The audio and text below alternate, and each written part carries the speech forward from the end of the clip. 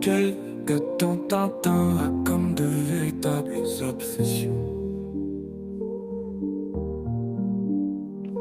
En fait, il est à la recherche d'échantillons qui auraient l'odeur de mon fion.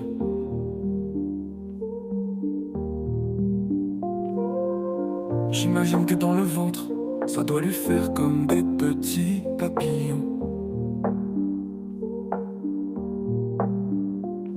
De ce que j'ai entendu dire, il serait même prêt à racheter mes postillons.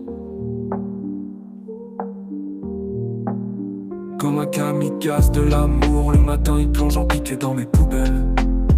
Un zéro à la recherche d'objets en tout genre qui le rendraient un peu plus belle. Je ne suis pas sûr au niveau du pronom s'il faut l'appeler elle.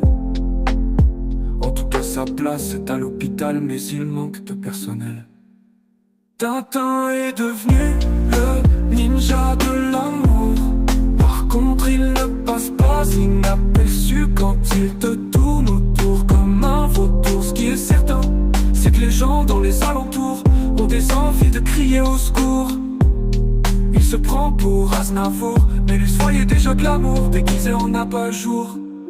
Pour mon slip bandana, je devrais déposer un brevet. Tintin pense que la trace de pneu au milieu du fond rajoute au côté japonais. Il ne voit absolument pas pourquoi personne ne peut le saquer. Alors Tintin se sent discriminé et à coups de katana, il rêverait de se venger. Mon adresse, je pourrais la lui donner, il ne serait pas déçu. Tout ce qu'il pourrait gagner, c'est en fait un deuxième trou du cul. Mais pas du tout dans le sens où il aurait espéré ou voulu. Après ça, jamais produit de l'année, il ne pourrait être élu. Et ça ne serait pas faute de l'avoir prévenu. Tintin est devenu le ninja de l'amour.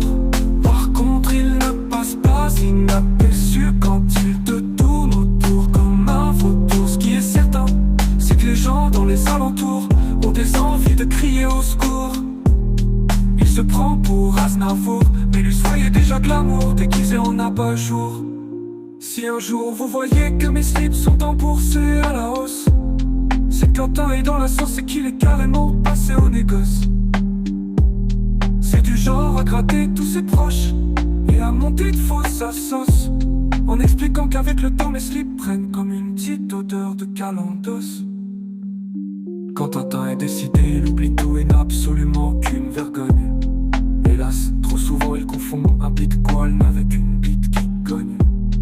Et ça finit toujours pareil.